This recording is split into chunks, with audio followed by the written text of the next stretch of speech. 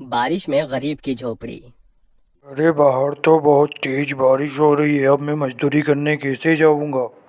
बाबा, आप रुक जाइए। मौसम बहुत ज़्यादा खराब है। मुझे तो समझ नहीं आ रहा, ये मौसम ऐसा ही चलता रहा तो मैं मजदूरी कैसे करूंगा? और मजदूरी नहीं करूंगा तो घर में खाने के लिए कैसे क्या लाऊंगा? घर में एक अन्न का दाना नहीं। तभी बहुत तेज आंधी तूफान चलता है। अरे देखो जरा देखो, कितनी तेज तूफान चल रहा है। अरे महेश बेटा, तू झोपड़ी के ऊपर तिरपाल तो लगा कर आया था ना? हाँ बाबा, लगा दी थी तिरपाल। और उसके ऊपर तूने ईंटें रखी थी या नहीं? बाबा, ईंट रखना तो मैं भूल गया। महेश के इतना कहते ही झोपड़ी के अंदर बारिश की वजह से पानी टपकना शुरू हो जाता है। हे भगवान महेश, तूने ये क्या किया? तुझे मैंने कहा था बारिश और तूफान तेज है, तुझे ईंटें रख देनी चाहिए थी। मुझे लग रहा है कि तिरपाल उड़ गई। चल चल मेरे साथ चल। अब तुझे मेरे साथ भीगते हुए मेहनत करनी होगी, नहीं तो पूरे घर में पानी ही पानी भर जाएगा। देवेश इतना बोल ही रहा था कि घर के अंदर वाकई छत से पानी टपकने लगा। हाँ पिताजी, आप सही कह रहे हो, चलो चलते हैं जल्दी से। दोनों बाप बेटा बारिश में बाहर निकलते हैं और झोपड़ी की छत पर तिरपाल को सही से लगाना शुरू कर देते हैं। अरे बेटा, ईंट को अच्छे से रखना, कहीं ईंट गिर न जाए। ठीक है पिताजी, सही से ही रखूंगा। महेश इतना कहकर अच्छे से ईंट से तिरपाल को दबाने लगता है, जिससे छत ढक जाती है और झोपड़ी में पानी टपकना बंद हो जाता है। लेकिन इसी के चलते हुए बेचारे दोनों के दोनों बहुत बुरी तरह भीग जाते हैं। अरे चलो बेटा, बहुत ठंड हो रही है, बाहर घर में चलते हैं। चलो, बरसात में मौसम बिल्कुल ठंडा हो गया है। हाँ पिताजी, आपने बिल्कुल सही कहा, चलिए। जब दोनों बाप बेटा घर के अंदर आ जाते हैं तो मेघा उन्हें सूखा कपड़ा देती है और अपना शरीर पोंछने के लिए कहती है। आप लोग अपना शरीर पोंछ लो और सूखे कपड़े पहन लो, नहीं तो ठंड लग सकती है। मेघा के दिए हुए कपड़े दोनों पहन लेते हैं। तभी बीमार शकुंतला बिस्तर पर पड़ी हुई मेघा से कहती है। अरे बेटी, तूने खाने के लिए कुछ बनाया नहीं? माँ, मैं बारिश के रुकने का इंतजार कर रही हूँ। घर के अंदर खाना कैसे बनाऊंगी? सारे में धुआं ही धुआं हो जाएगा। मेरी दवाई का समय हो गया है और मुझे भूख भी लग रही है। ठीक है माँ, मैं कुछ करती हूँ। मेघा अपने सिर पर एक सफेद कट्टा रखकर बारिश से बचते हुए बाहर से कुछ ईंटें लाकर घर के अंदर ही छोटा सा चूल्हा बना लेती है और उसी पर खाना बनाना शुरू करती है। अरे बेटी, पूरे घर में धुआं ही धुआं हो गया है। पिताजी, खाना बनाना भी तो बहुत जरूरी था। मेघा जैसे तैसे करके जल्दी जल्दी खाना बना लेती है। वो खाने में नमक मिर्च वाले चावल ही बना पाती है।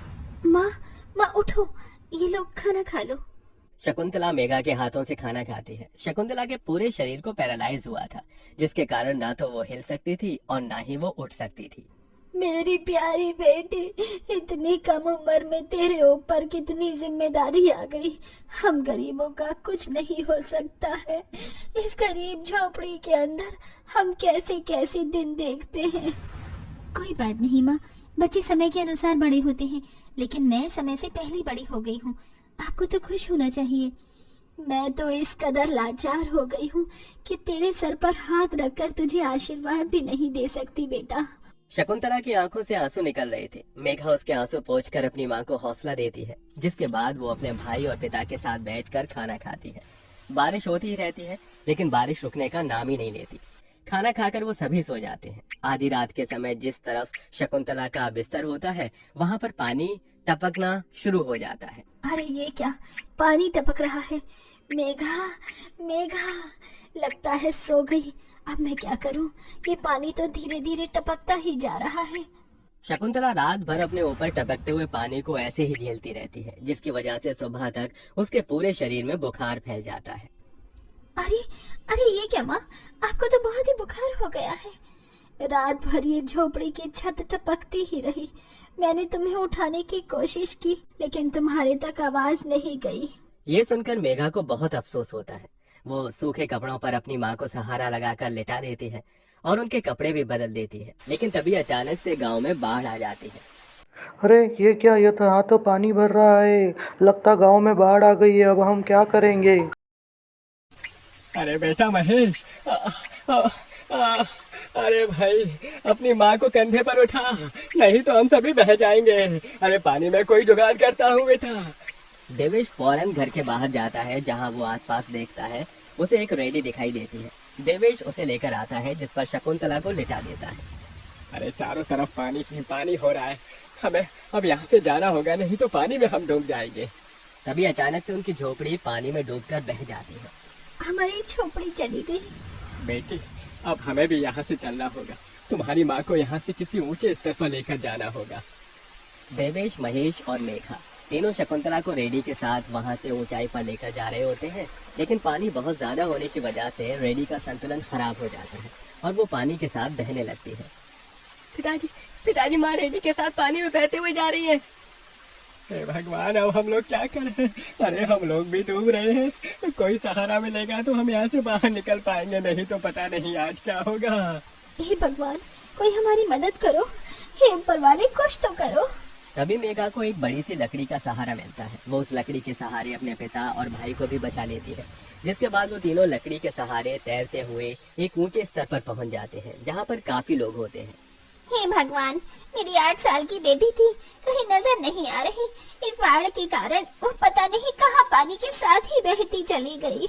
वहाँ सभी अपने परिवार को लेकर दुख में थे और यहाँ मेघा, देवेश, महेश तीनों शकुंतला के लिए फूट फूट कर रोने लगे थे।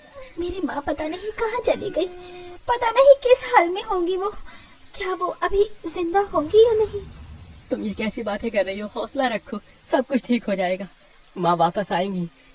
ये देखो, सरकारी लोग हमारी मदद कर रहे हैं, बिछड़े हुए परिवार के सदस्यों को ढूंढ कर ला रहे हैं। महेश, मेघा और देवेश तीनों शकुंतला की राह देखते ही रह जाते हैं, लेकिन सरकारी आदमियों को भी शकुंतला की न तो लाश मिलती है और न ही उसका कोई अता पता, जिसके कारण अब उन्हें यही लगता है कि शकुंतला दुनिया में नहीं रही। इतनी बारिश हो रही है, माँ का तो कुछ पता नहीं। अब हमें हमारे लिए कुछ करना होगा। तुम सही कह रही हो बेटी, अब हमें कुछ न कुछ तो करना ही होगा। देवेश और महेश दोनों बाप बेटे जंगल से लकड़ियां इकट्ठी करके वहां झोपड़ी बनाने की कोशिश करते हैं, लेकिन बार बार बारिश के पानी की वजह से उनकी झोपड़ी बन ही नहीं पाती। बारिश बहुत जोरों से हो रही है, मैं यहाँ वहाँ से पन्नियाँ इकट्ठी करती हूँ। मेघा पन्नियां इकट्ठा करती है और उन्हें जोड़कर तैयार करती है, जिसे वो अपने पिता और भाई के ऊपर रखकर उन्हें बारिश से बचाने की कोशिश करती है। और इसी के चलते महेश और देवेश झोपड़ी बना लेते हैं और उसमें वो सब रहने लगते हैं।